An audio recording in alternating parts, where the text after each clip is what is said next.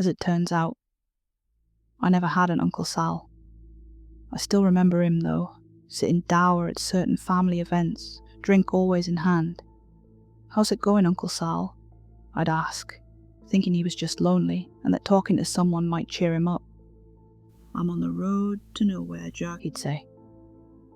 I never knew how to respond to that. Did I tell him that my name wasn't Jack? Or did I tell him that I was sorry his wife, my aunt, had died? But that tomorrow was another day. In fact, today was another day, and we were all here having fun and eating good food together. And so there was a reason to feel happy. Of course, it wouldn't have mattered, because he didn't exist. Always sitting there silently, sometimes deigning to validate the adequacy of the turkey dinner when pressed, and always telling me, when I tried to cheer him up, that he was on the road to nowhere. "You are too, Jack," he'd say. The last that I, or anybody, saw of Uncle Sal was 22 years ago, on November 1st, early in the morning, before the sun was even up. I was in the kitchen, rooting through the drawers to find out where my parents had hidden the last of the Halloween candy. Out of the silence, there was suddenly much ado at the front door.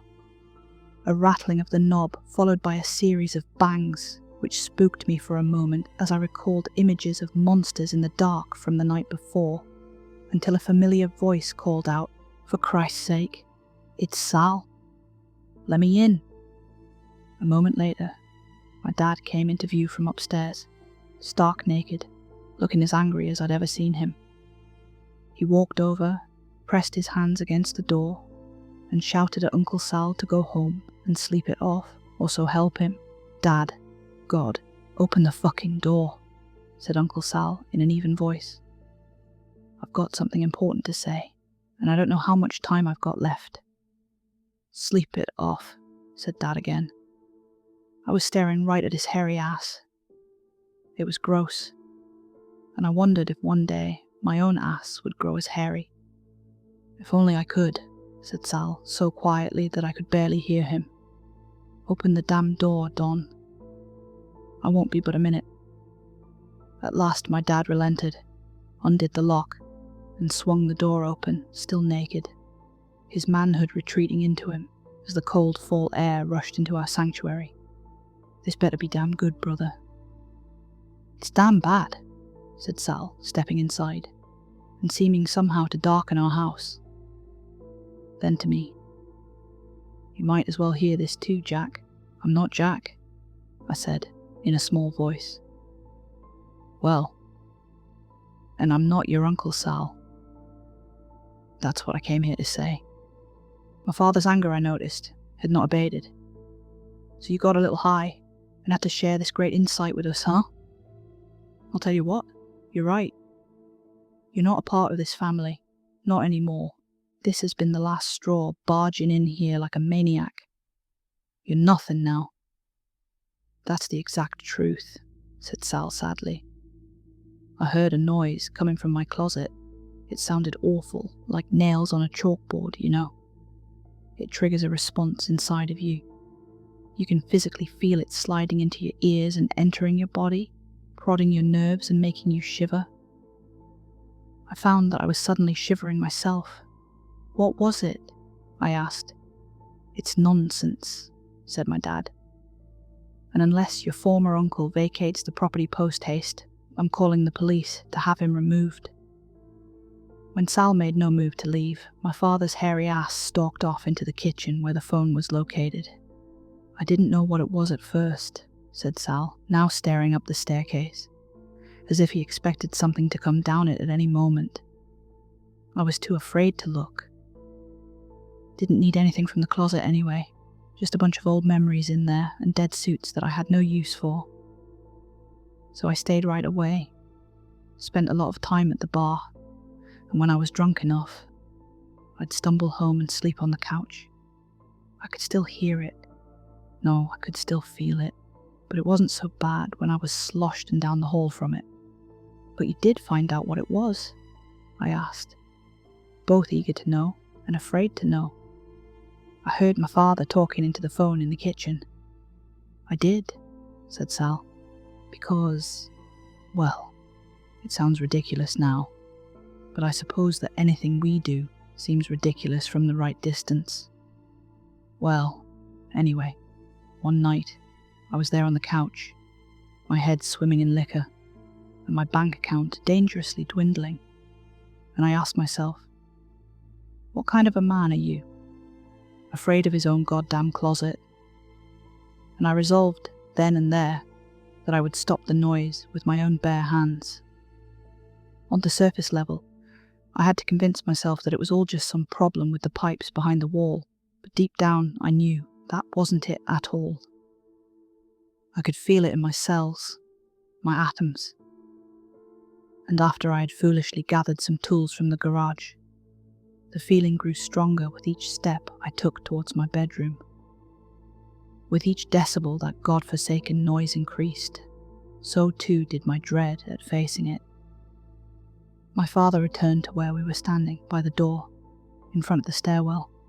Police are on their way, he said. I'm going to get dressed.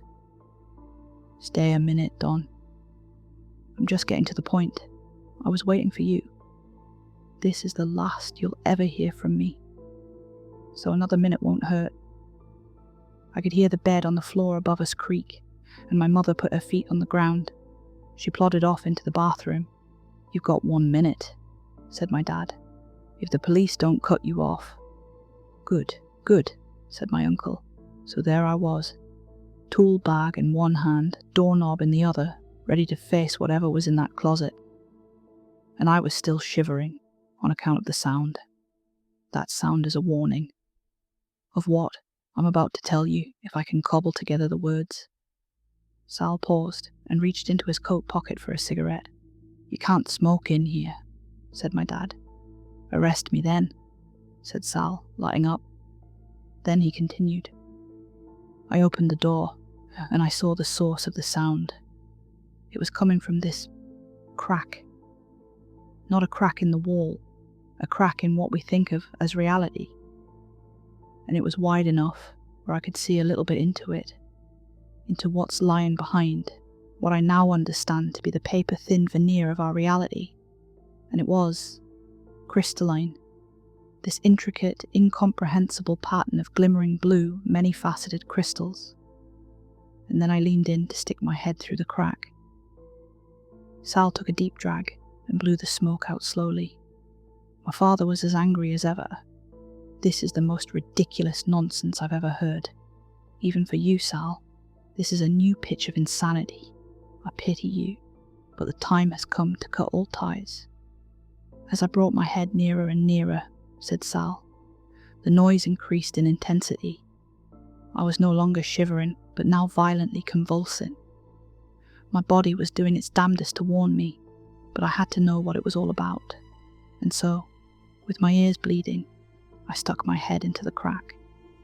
At once the terror stopped, so too did the pain. Now I was looking at reality as it really is, controlled by these cold blue crystals. I didn't know if there was a consciousness there, but there was something there. Something making it all happen. Something experimenting. Again, whether the experiments were deliberate or not was unclear. I felt a will, but if it was a will aimed at a specific purpose or not, I didn't know. Your minute is up, said my dad, just in time, because that's the end of the story. What I discovered is that I don't exist. Not really. Never have thus concluding, Sal flicked his cigarette butt out the front door, which was still standing wide open despite the cold. That's just as good as the truth, said my father.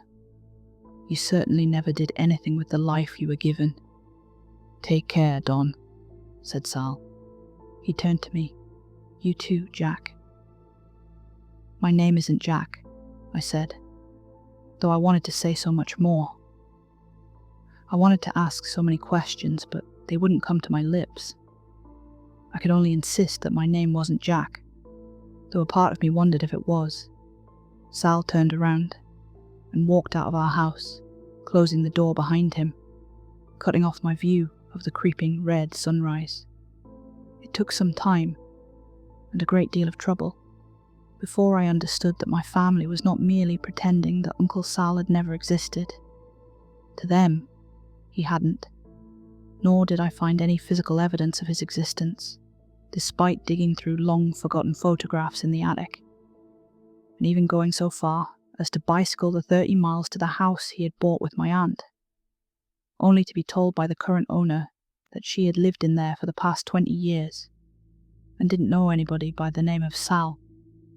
At first I was desperate to convince people that Uncle Sal had, in fact, existed, but all I got for my efforts were looks ranging from annoyance to concern, and more than once the suggestion that maybe it was time to talk to somebody about all this. Somebody with a nice couch I could stretch out on, and who knew things about how my mind worked that I myself didn't know.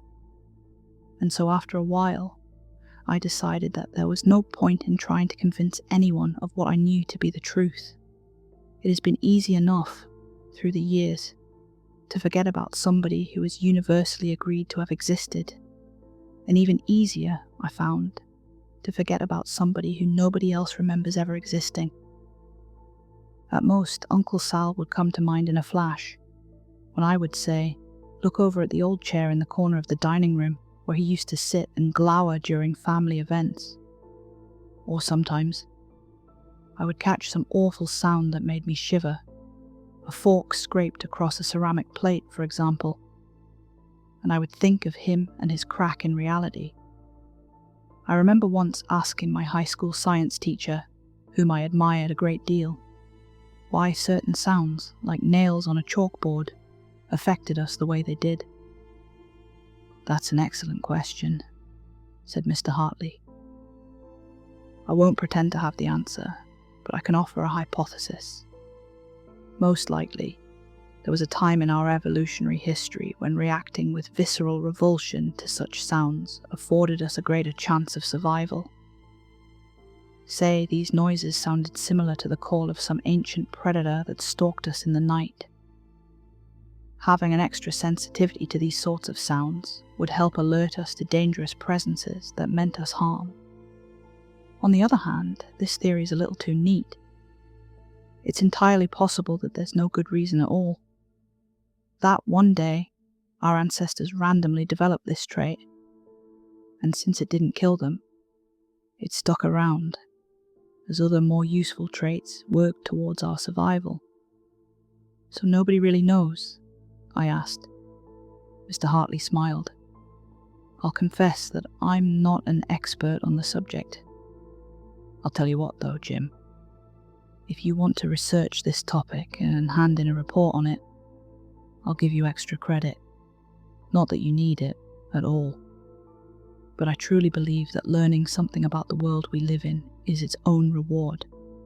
And frankly, I'm hoping that you take up the challenge. So that I might learn something too, I accepted the assignment and researched the topic. At the time, the year 2000, the most authoritative study was done in 1986, when scientists reproduced the sound with a forked garden tool on a chalkboard, and then separated out the different frequencies contained in it. They found that it was the middle range of pitches that caused feelings of revulsion in the subjects. They concluded, as Mr. Hartley had, that our response to these sounds was likely due to the offending pitches resembling the call of some predator early on in our evolution, such as possibly a certain type of monkey. Now armed with a perfectly rational explanation for why we were repulsed by these sounds, I forgot about Uncle Sal entirely for several years. The world was a place that made sense. It wasn't some bizarre experimental illusion created by cold, alien things lurking behind a sheet of opaque paper. I was quite sure of that. Now, we will skip ahead 20 years, through the building of a life that has been, on the whole, quite happy and fulfilling, to yesterday afternoon. I returned to my nice house on the outskirts of a small coastal town where I had been teaching at a small, well-endowed university. My wife, Alicia, was in her studio, working on a painting. The children, I remembered, were on a play date with friends that would stretch into evening. A perfect opportunity, I thought, for lovemaking. "Hey, sweetie," I said, sticking my head into the studio. "You up for taking a little break? Maybe have a glass of wine with me?" Alicia peeked around the canvas. She had red streaks of paint across her forehead, which turned me on. "Sure," she said, smiling sweetly. "Let me go wash up." "No," I said. "I like it better this way." My wife laughed, and we went down to the kitchen together to select a bottle of wine. "Something white," she said. "I've seen enough red for today." "This piece I'm working on now. It may be the one that does me in." "Sounds dramatic," I said, picking out a Pinot Grigio and holding up the bottle for approval. Alicia nodded. "When do I get to see it, anyway?" I asked, uncorking the bottle. "I think it's formed enough now to look like something other than a swirling mess of placenta. So, whenever you like." I poured out 2 glasses full and handed one to Alicia. "Hey," she said, "before I forget, who's Uncle Sal?" I froze, with the glass of wine inches from my lips. "Who?" "Some guy claiming to be your uncle. Said he's been trying to reach you all day, so he tried my number. He had a message for you that I wrote down." "How come you never told me you have an uncle?" I became unstuck and swallowed down half the contents of my glass. "I don't," I said, thinking about the series of unanswered calls I'd received that day from an unknown caller. Must have been a wrong number. "Ah," said Alicia. "He did say that the message was for a Jack, but, some people use that as a nickname for James, so I thought that's all it was. The message was quite strange, too. I can't remember what it said for some reason, just that it was strange. It's up in the studio."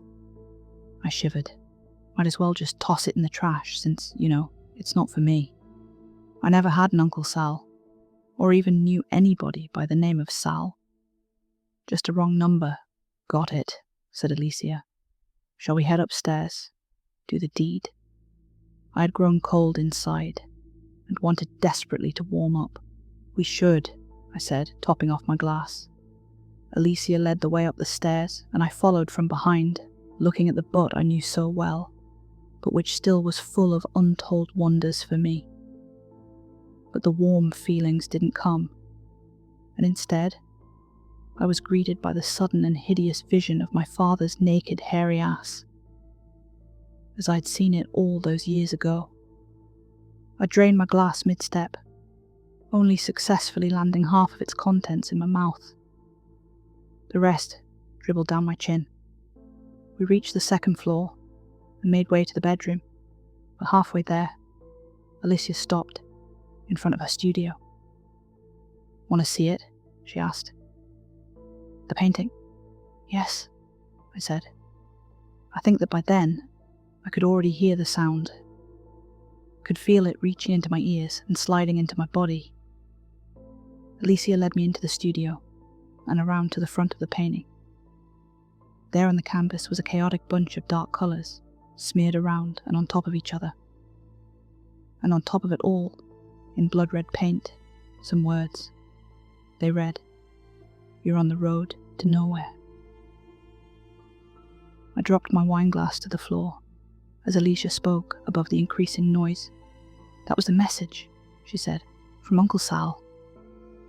I turned to face her, in uncomprehending terror, as the noise increased in intensity. From mere fingernails scraping against a chalkboard to dark and heavy claws tearing through reality itself. Then a crack formed, and Alicia, my love, split down the middle, spilling out a cold blue and screaming the sound. I began jerking violently around, knocking over the canvas, and grew desperate to escape. I obeyed the most powerful, most primitive urge I had ever experienced, and ran, out of the room and down the hall. I fell down the stairs, banging body parts against the treads and the balusters, but was too full of panic to feel any physical pain.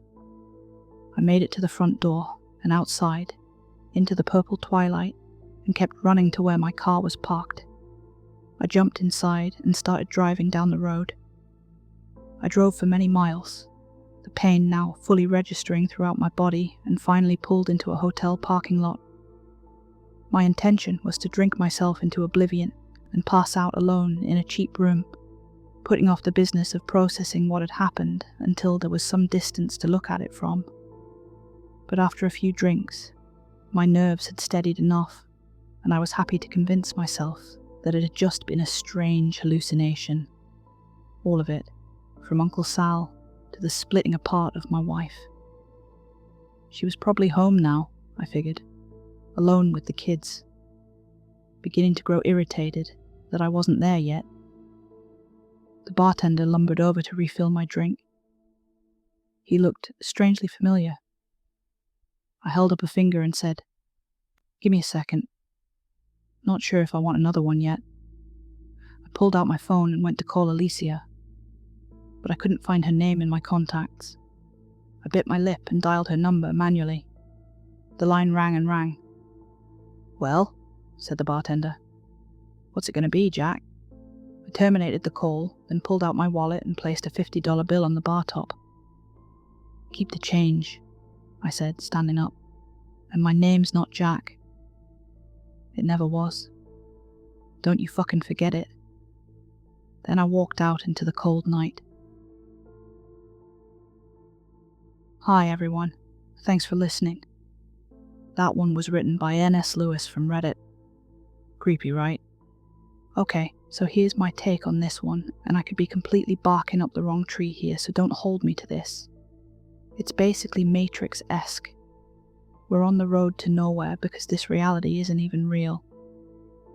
Uncle Sal kind of breaks through the facade, sees the crack, and realizes we're just stuck in some alien-controlled experiment. That's why he says none of it matters, because none of us actually exist. It's creepy because it makes you wonder, what if the whole normal life thing is just a cover, and we're all just playing parts in someone else's system? I'd love to get your thoughts on this one. Oh, and fun fact, N.S. Lewis was 100% correct on this one. Scientists have actually tested why sounds like nails on a chalkboard make us shiver. Turns out it's not just annoying. Those frequencies are similar to the distress calls of certain primates. So our brains evolved to treat it like a predator warning. Which kind of makes you wonder. Maybe Uncle Sal wasn't crazy. Maybe that sound really was a warning. Maybe Planet of the Apes style. Good night.